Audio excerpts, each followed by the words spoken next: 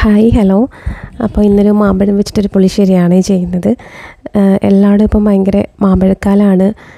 നല്ല മാമ്പഴത്തിൻ്റെ മണവും ഒക്കെ ആയിട്ട് ഇങ്ങനെ പോവാണ്. അപ്പോൾ നമ്മളുടെ ഈ വർഷത്തെ ആദ്യത്തെ മാമ്പഴ പുളിശ്ശേരിയാണിത്. അപ്പം നമുക്ക് തുടങ്ങാം. അപ്പോൾ ഞാനിവിടെ നല്ല മാങ്ങയാണ് എടുത്തിരിക്കുന്നത്. നല്ല മണമൊക്കെയുള്ള നല്ല കളറൊക്കെയുള്ള നല്ല നാട്ടുമാങ്ങയാണ് എടുത്തിരിക്കുന്നത്. ഇത് ഞാൻ തൊലിയൊക്കെ കളഞ്ഞിട്ട് എടുത്തിട്ടുണ്ട്. ഇനി ഇതിലേക്ക് ഒരു 10-12 കാന്താരി മുളകാണ് ചതച്ചിട്ട് കൊടുത്തിരിക്കുന്നത്. ഇതിലേക്ക് 1/2 ടീസ്പൂൺ മഞ്ഞൾപ്പൊടിയും 1/2 ടീസ്പൂൺ മുളക് പൊടിയും പിന്നെ ഒരു 2 ടേബിൾ സ്പൂൺ പഞ്ചസാരയും ആവശ്യത്തിന് ഉപ്പും കൂടി ചേർത്തിട്ട് നന്നായിട്ടൊന്ന് മിക്സ് ചെയ്തിട്ട് കുറച്ച് വെള്ളവും കൂടി ഒഴിച്ചിട്ട് ഒന്ന് വേവിച്ചെടുക്കുകയാണ്. ഇത് നല്ല മധുരമുള്ള മാങ്ങയാണ്. അതുകൊണ്ട് പഞ്ചസാര ചേർക്കുന്നുണ്ട്. മധുരം ഉണ്ടെങ്കിലും ഇല്ലെങ്കിലും പഞ്ചസാര ചേർക്കുമ്പോൾ ഒരു പ്രത്യേക ടേസ്റ്റാണ്. അതങ്ങനെ വേവിക്കാൻ വയ്ക്കുക. എന്നിട്ടൊരു മിക്സിയുടെ ബൗളിലേക്ക് ഒരു 2-3 ടേബിൾ സ്പൂൺ തേങ്ങ ചിരകിയതും അതിലേക്ക് ഒരു 1/2 ടീസ്പൂൺ മുളകും കുരുമുളകും നല്ല ജീരകവും ചേർത്തിട്ട് നന്നായിട്ടൊന്ന് ആവശ്യത്തിന് വെള്ളവും കൂടി ഒഴിച്ചിട്ട് നന്നായിട്ട് പേസ്റ്റ് പോലെ അരച്ചെടുത്തുകൊണ്ട് വരിക. എന്നിട്ടിനി ഈ വേവിച്ചെടുത്തിരിക്കുന്ന മാങ്ങയിലേക്ക് ഒന്ന് ചേർത്ത് കൊടുക്കണം. ഇപ്പം നന്നായിട്ട് നമ്മൾ ഒഴിച്ചിട്ടുള്ള ആ വെള്ളമൊക്കെ ഒന്ന് വറ്റിയിട്ട് ഒന്ന് കുറുകിയെടുത്ത് വന്നിട്ടുണ്ട്. ഇനി ഇതിലേക്ക് അരച്ചിട്ട് വെച്ചിരിക്കുന്ന അരപ്പിൻ്റെ കൂട്ടൊന്ന് ചേർത്ത് കൊടുക്കണം. എന്നിട്ട് ഇത് നന്നായിട്ട് ഇതിൽ കിടന്നിട്ട് അരപ്പിൻ്റെ കൂട്ടിൽ കിടന്നിട്ട് നന്നായിട്ട് ഒന്നുകൂടി ഒന്ന് വെന്ത് ഒന്ന് വറ്റി വരണം. അപ്പോൾ അതുവരേക്കും നന്നായിട്ടൊന്ന് ഇളക്കി കൊടുക്കണം. അങ്ങനെ ഈ മാമ്പഴം നന്നായിട്ടൊന്ന് ഈ അരപ്പിൻ്റെ കൂട്ടിലൊന്ന് മിക്സ് ചെയ്തിട്ട് ഈ അരപ്പിൻ്റെ വെള്ളവും ഈ മാമ്പഴവും കൂടി നന്നായിട്ടൊന്ന് വറ്റി വരണം. എന്നിട്ടാണ് നമ്മൾ തൈര് ചേർത്ത് കൊടുക്കുന്നത്. നല്ല പുളിയുള്ള തൈരാണെങ്കിൽ നല്ല ടേസ്റ്റ് ഉണ്ടാവും.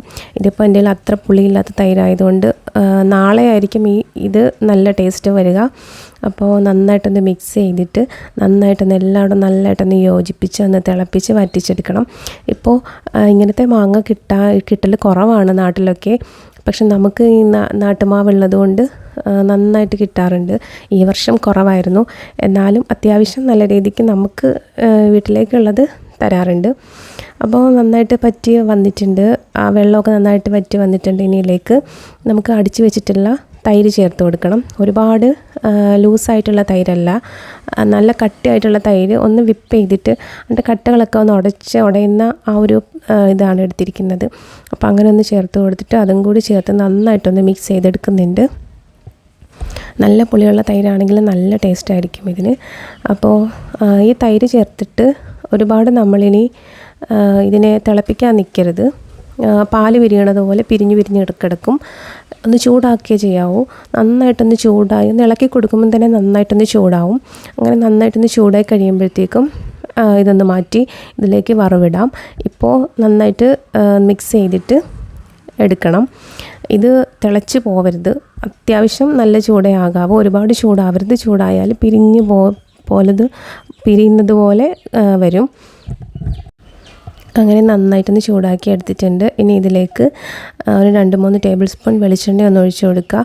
വെളിച്ചെണ്ണ ആയിരിക്കും നല്ലത്, താളിക്കാൻ നല്ലത് വെളിച്ചെണ്ണ തന്നെ ആയിരിക്കും. അപ്പോൾ വെളിച്ചെണ്ണ ഒഴിച്ച് കൊടുക്കാം. ഇനി ഇതിലേക്ക് നമ്മൾ കടുകും കറിവേപ്പിലയും വറ്റൽമുളകുമാണ് ഇട്ട് കൊടുക്കണം. അതിന് മുൻപ് ഉലുവ കുറച്ചിട്ട് പൊട്ടിച്ചെടുക്കുന്നുണ്ട്. ഒരു 1/2 ടീസ്പൂൺ ഉലുവ ഇട്ടുന്ന് പൊട്ടിച്ചെടുക്കുന്നുണ്ട്. അത് കഴിയുമ്പോഴത്തേക്ക് ഇതിലേക്കൊന്ന് കടുക് ഇട്ട് കൊടുക്കാം. ഈ കടുക് കൂടി ഒന്ന് പൊട്ടി വരുമ്പോഴത്തേക്കാണ് കറിവേപ്പിലയും വറ്റൽമുളകും ഇട്ടിട്ട് നന്നായിട്ടൊന്ന് മൂപ്പിച്ചെടുക്കണം. ഒരുപാട് കരിഞ്ഞ് പോവരുത്.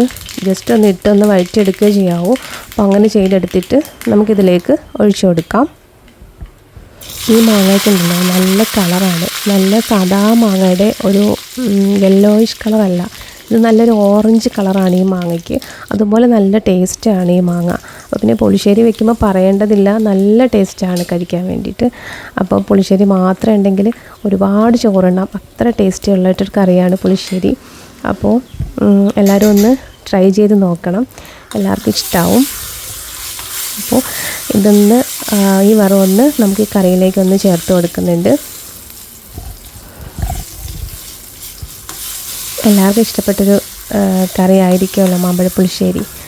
അങ്ങനെ അധികം ആർക്കും ഇഷ്ടപ്പെടാത്തതല്ല, എല്ലാവർക്കും ഇഷ്ടപ്പെടുന്ന ഒരു കറി തന്നെ ആയിരിക്കും മാമ്പഴ പുളിശ്ശേരി.